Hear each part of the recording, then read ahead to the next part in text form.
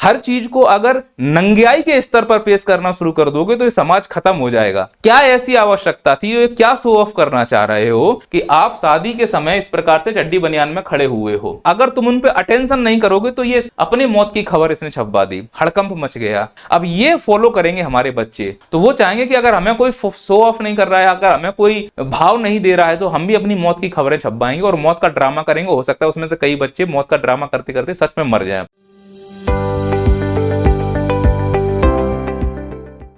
कहीं ऐसा तो नहीं है कि आधुनिकता के नाम पर हम भारतवासी दिखावटी बनते जा रहे हैं? इसमें कोई दो राय नहीं है कि भारत तरक्की कर रहा है, लेकिन तरक्की और शो ऑफ में बहुत बारीक अंतर होता है। हम में से अधिकांश भारतवासी, जिसमें आप और मैं सभी लोग शामिल हैं, शो ऑफ पर ज्यादा ध्यान देते हैं। तरक्की वो होती है जो अंदर से की जाए। अगर आप खुश हैं तो ये मानिए कि आपने तरक्की कर ली, और आपने जो समाज में कंट्रीब्यूट किया है, अगर उससे समाज का कल्याण हो रहा है, समाज के युवाओं को नई दिशा मिल रही है, तो समझना आपने तरक्की की है। अगर आप ये काम नहीं कर पाए, यानी कि खुद के अंदर खुशी नहीं ला पाए और समाज में युवाओं को सही दिशा नहीं दे पाए, तो वो आपकी तरक्की नहीं, केवल शो ऑफ माना जाएगा। और इस समाज में कुछ ऐसे वर्ग हैं जो समाज के नियमों को तोड़ना चाहते हैं, क्योंकि उनकी आवश्यकताएं पूरी हो गई हैं। अब उनके अंदर इच्छाओं ने घर कर लिया है, और इच्छा पूरी करने के लिए समाज के नियमों को तोड़ना पड़ेगा।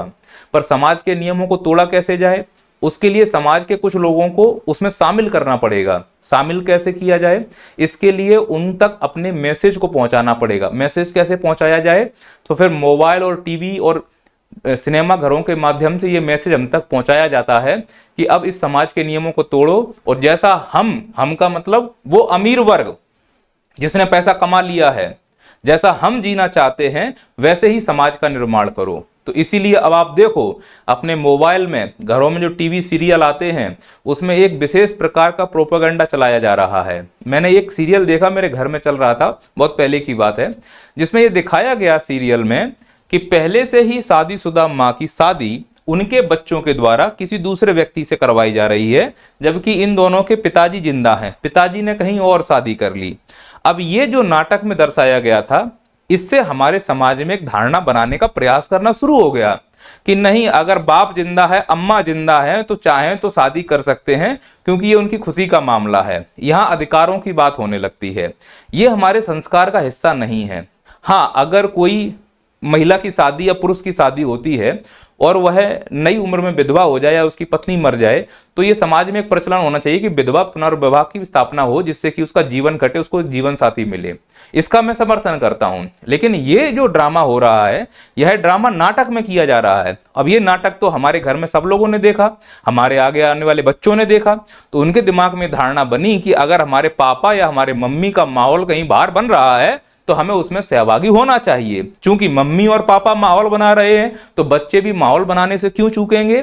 किस नाम पर? अधिकारों के नाम पर और आधुनिकता के नाम पर। क्या ये हमारे संस्कारों में शामिल है? बिल्कुल नहीं। देखिए, पूरे दुनिया में सभी के अपने अपने संस्कार होते हैं। सभी धर्म जाति के अनुसार सब अपने रिचुअल्स को पालन करते हैं, उसको फॉलो करते हैं। पर जिस प्रकार से ये नए संस्कार बनाए जा रहे हैं, ये पहले नाटकों में दिखाए जाएंगे, फिर इन नाटकों को दिखाने के बाद इसको समाज में अप्लाई किया जाएगा। चूंकि ये माहौल पहले से हमारे घरों में बना हुआ है। अब कल को अगर तुमको न्यूज चैनलों में सुनने को मिलेगा कि फलाने ने एक और शादी कर ली, तो तुम्हारे दिमाग पे उतना लोड नहीं आएगा, तुमको उतना अजीब लगेगा ही नहीं, क्योंकि ये घटना पहले तुम कहीं रिहर्सल में देख चुके हो। तो ये जो नाटक आते हैं, ये हमारे लिए रिहर्सल हैं कि समाज में ऐसा बदलाव होने वाला है, तुम लोग तैयार रहना। फिर एक बदलाव होता है। ये है एक्टर है, इसने शादी कर ली है अपने बच्ची की उम्र से। ये इसका लड़का है, समझिए आप इस चीज को। ये इसका लड़का है जो इस लड़की की उम्र का है। अब इस बुड्ढे ने इस बच्ची से शादी की जो इसकी बच्ची की उम्र की होगी। अब ऐसा नहीं है कि इनकी अम्मा मर गई हैं, नहीं, इनकी अम्मा जिंदा हैं, ये तितली बने घूम रही हैं इनकी अम्मा। पर अब इनका आपस में मोह भंग हो गया। शादी का मतलब होता है एक जीवन साथी होना, एक दूसरे के सुख दुख को समझना। पर इन लोगों ने अपनी आवश्यकताओं को तो परे कर दिया, इच्छाएं रह गई हैं। इच्छाओं में जो भी ये कर सकते हैं वो सब कर रहे हैं। तो चूंकि इन्होंने माहौल पहले ही बना दिया था ना, टीवी पर, मोबाइल पर, सिनेमा घरों में, कि दो दो तीन तीन चार चार शादियां हो सकती हैं, अम्मा और बाप जिंदा हैं फिर भी अब ये तितली भरी घूम रही है इनकी अम्मा, लेकिन इन्होंने अपना शादी कर ली उस लड़की से जो इनकी लड़की की उम्र की है। अब ये इनका लड़का है ना, ये वो अम्मा है जो जिंदा है, ये वो पापा हैं। अम्मा ने तलाक दे दिया, अम्मा का माहौल और कहीं बन रहा है, पापा का माहौल और कहीं बन रहा है, बच्चों का माहौल और कहीं बनेगा। क्योंकि इन्हें से हमारे समाज को कोई लेना देना नहीं है, पर इनको हमारे बच्चे देखते हैं तो उनके अंदर वो धारणा जाएगी। और जब तुमको लगता है कि इनसे हमारा क्या लेना देना है, क्योंकि हम तो फॉलोअर्स हैं, हमारे लिए स्टार हैं, स्टार कभी गंदी हरकतें नहीं करते, स्टार वो काम कभी नहीं करेंगे जो तुम्हारी परंपरा के विरुद्ध हो। और ये निश्चित तौर पर हमारी परंपरा के विरुद्ध काम कर रहे हैं और हम इनका सपोर्ट कर रहे हैं, इनका समर्थन कर रहे हैं। या तो इनको ये काम करना चाहिए तो समाज में ये खबर आनी भी नहीं चाहिए, लेकिन नहीं, वो प्रोपेगेंडा है, क्योंकि इन्हें समाज में इज्जत से जीना है ना। तो उन्होंने पहले ही से दिमाग में हमारे डाल दिया है कि ये इस प्रकार से दो दो शादी हो सकती है, अम्मा और पापा जिंदा है तो भी। अब ये वाला ड्रामा देखिए, हालांकि ये आमिर खान की लड़की है, ये इनका दामाद है। शादी एक ऐसा त्योहार है, निकाह एक ऐसा त्योहार है, मैं तो ये बोलूंगा कि जिसमें हम लोगों की भावनाएं जुड़ी होती हैं। हर चीज को अगर नंगियाई के स्तर पर पेश करना शुरू कर दोगे तो ये समाज खत्म हो जाएगा। क्या ऐसी आवश्यकता थी, ये क्या शो ऑफ करना चाह रहे हो कि आप शादी के समय इस प्रकार से चड्डी बनियान में खड़े हुए हो? ध्यान रखना, शादी एक केवल सामाजिक पहलू नहीं है, यह आर्थिक पहलू भी है।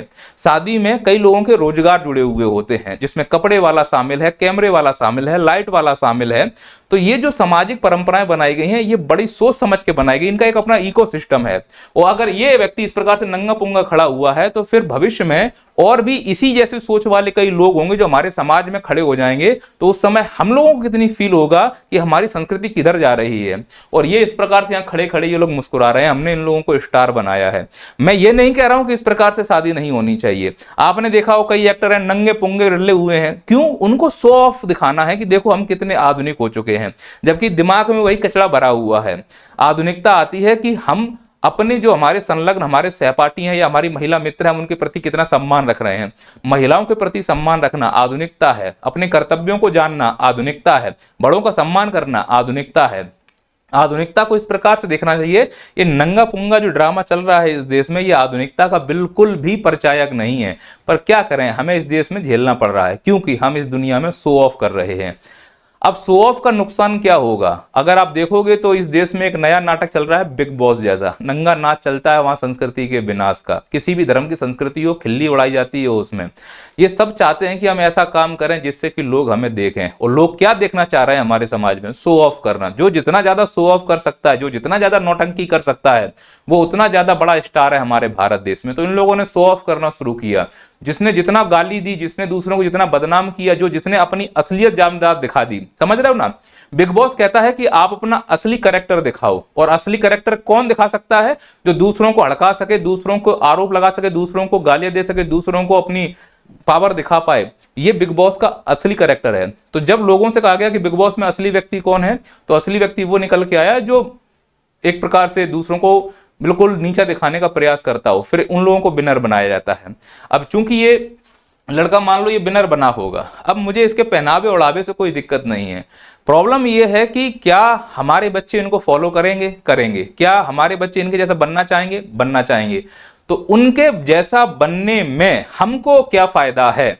क्योंकि ये लोग सिर्फ शो ऑफ के दम पर, अगर शो ऑफ नहीं होता तो ये बागड़ बिल्ला बनके नहीं घूम रहा होता। इसका एक ही उद्देश्य होता है इस हुड़ुक चुल्लू का, कि हम एक से एक ड्रामा करें। जैसे कई आपने देखे हो, फलाने फैशन के नाम पर कुछ भी पहना जा रहा है, क्योंकि हमारे समाज में शो ऑफ चल रहा है, तो हम उस शो ऑफ को स्वीकार कर रहे हैं। तो जो बन जाते हैं बिग बॉस के विनर, उनको बाहर सम्मान मिल रहा होता है। और जो ओलंपिक जीत के आ रहे होते हैं, देश के लिए मर रहे होते हैं, 4 दिन उनके नाम लिया जाता है और उनको जीवन भर पूजा जाता है, जबकि इनका देश में योगदान क्या है? कुछ नहीं। चूंकि ये शो ऑफ में फंसे हुए हैं, और जब इनको एक समय के बाद अगर शो ऑफ नहीं मिलेगा, यानी इनको अगर अटेंशन नहीं मिलेगी, तो ये लोग कुछ उल्टे सीधे काम करेंगे। उसका भी एक अच्छा उदाहरण दिखा सकता हूं। ये लड़की है पूनम पांडे करके। अब चूंकि इसको लोग भूल रहे होंगे, तो इसने क्या किया? अपने ही मौत की साजिश रच डाली। और इसने एक सर्वाइकल कैंसर नाम का एक कॉन्सेप्ट लाया। सर्वाइकल कैंसर जो कि एक बहुत घातक बीमारी है, महिलाओं में होती है। भारत सरकार ने उसके लिए एक फ्री वैक्सीनेशन की शुरुआत की है। अगर आप में से जिनकी बच्चियां हैं तो 9 से लेकर 14 साल के बीच में वो इंजेक्शन वैक्सीन लगेगा। बच्चियों में होने वाली बीमारी है, मेरा निवेदन है सभी से कि सर्वाइकल का जो इंजेक्शन है या वैक्सीन है वो अपनी बच्चियों को जरूर लगवाएं। तो इसने वो ड्रामा किया था, क्यों? क्योंकि इनको शो ऑफ नहीं मिल पा रहा है। इस चीज को समझने का प्रयास करना पड़ेगा हम सब लोगों को कि समाज में शो ऑफ का जो कॉन्सेप्ट लाया जा रहा है, अगर तुम उन पे अटेंशन नहीं करोगे तो ये इस प्रकार की अपनी मौत की खबर इसने छपवा दी, हड़कंप मच गया। अब ये फॉलो करेंगे हमारे बच्चे, तो वो चाहेंगे कि अगर हमें कोई शो ऑफ नहीं कर रहा है, अगर हमें कोई भाव नहीं दे रहा है, तो हम भी अपनी मौत की खबरें छपवाएंगे और मौत का ड्रामा करेंगे। हो सकता है उसमें से कई बच्चे मौत का ड्रामा करते करते सच में मर जाएं। इस देश में यह हो रहा है कि आंख बंद करके सभी को फॉलो किया जा रहा है, एक ट्रेंड गलत चल रहा है। अब चूंकि जिस प्रकार से समाज बदलता है, प्रगति होती है, मैं मानता हूं कि समाज के अनुसार हम लोगों को बदलना चाहिए, पर जो चीजें परंपरागत हैं, अगर वो रूढ़िवादिता नहीं बन रही हैं, वो कुप्रथाएं नहीं बन रही हैं, तो मेरे हिसाब से उनको चलने देना चाहिए, उसमें इस प्रकार के हस्तक्षेप नहीं करने चाहिए। पर कुछ लोग अपनी आवश्यकताओं के परे इच्छाओं को पूरा करने के लिए समाज के नियमों को ही बदल डालते हैं। और आप देखोगे हॉलीवुड टॉलीवुड जो है, उन्हीं के हाथ में हमारे समाज का निर्माण है। अब हम लोग न्यूज पेपर तो देखते नहीं है, न्यूज़पेपर नहीं देखेंगे तो फिर जो असली हकीकत है वो मालूम नहीं चलेगी, लेकिन शो ऑफ के चक्कर में तो लगे हुए हैं। जैसे इस लड़की को भाव नहीं मिला तो इसने आत्महत्या करने, ऐसे ही कुछ समाज में बहुत विचित्र प्रकार के प्राणी हैं। अब ये मिश्रित प्राणी मुझे समझ में नहीं आ रहा है ये किस कैटेगरी का इंसान है, क्योंकि इसको मालूम है कि इस देश में शो ऑफ करने वालों को, लोगों को देखा जाता है, इसलिए इस प्रकार की हरकतें भी कर रहा है। हमारे देश में घर घर में कई प्रकार के नाटक चलाए जा रहे हैं, जैसे नागिन, कुचलेण, फलाना ढिकाना। अब इन नागिनों को देखो, ये नागिन नाटक है या इसमें कमर्शलाइजेशन दिख रहा है कि इसमें आपको हवस दिखाई जा रही है। यहां तक कि इन नागिनों के नाम पर हमारे भगवानों को भी बेच दिया जाता है और हम लोग चुप बैठे हुए हैं।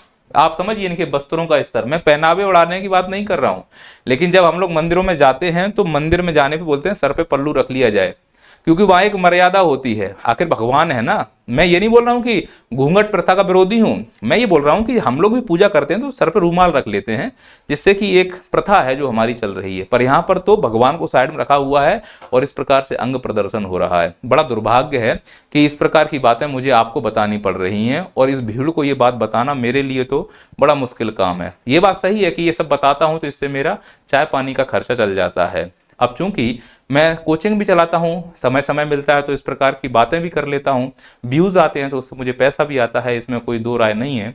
पर मेरा हर संभव प्रयास रहेगा कि मैं कोई गलत जानकारी आपको ना दूं, जिससे कि हमारा युवा गलत रास्ते, जिस दिन मुझे लगेगा कि मैं अपना काम सही से नहीं कर पा रहा हूं, मैं अपना काम बंद कर दूंगा। हालांकि जो मैं बोलता हूं इसका मुझे मूल्य भी चुकाना पड़ रहा है। कई लोग आके प्रताड़ित करते हैं, गालियां देते हैं, और कई प्रकार के मुझे फोन आते हैं, कई प्रकार की प्रशासनिक कार्यवाही भी यहाँ भी हो रही हैं, जो भी है। पर मैं बोलने से, रहने से तो चुप नहीं रह सकता। जो हकीकत है मैं वो बोलूँगा। आप लोग चाहें तो नैया पार का इस चैनल का सपोर्ट कर सकते हैं, जैसा भी आप चाहें, शेयर करें, सब्सक्राइब करें। आर्थिक रूप से भी चाहें तो उसकी भी सपोर्ट कर सकते हैं। सपोर्ट सभी को चाहिए होता है, बिना सपोर्ट के इस देश में कोई आगे नहीं बढ़ सकता। इसमें नैया पार भी शामिल है। मैं भी आपके सपोर्ट से ही यहाँ तक पहुँचा हूँ, और आगे भी जाऊँगा तो आपके ही सपोर्ट से जा पाऊँगा। ये जो वीडियो अभी आप देख रहे हैं, यह इसका पहला पार्ट है। इस वीडियो का सेकंड पार्ट, यानी इसके आगे की जो कहानी है, वो आपको नैया पार के शॉर्ट्स वाले यूट्यूब चैनल पर देखने को मिलेगी। यदि अभी तक आपने इस चैनल को सब्सक्राइब नहीं किया है तो नीचे डिस्क्रिप्शन में लिंक दिया गया है, वहां से जाकर इस चैनल को सब्सक्राइब कर लीजिए। और इस वीडियो का जो सेकंड पार्ट है, यानी आगे की कहानी है, वो आपको इस यूट्यूब चैनल पर देखने को मिलेगी। आशा करता हूँ कि आप नैया पार का सपोर्ट करेंगे। आपका सपोर्ट ही हमें यहाँ तक लाया है, और आपका सपोर्ट ही मुझे आगे तक ले जाएगा, जिससे मैं अपनी बात, जो सच्ची बात है, सही बात है, वो लोगों तक पहुंचाऊं। बिना आपके सपोर्ट के संभव नहीं। कृपया इस चैनल को सब्सक्राइब करें। जय हिंद, जय भारत।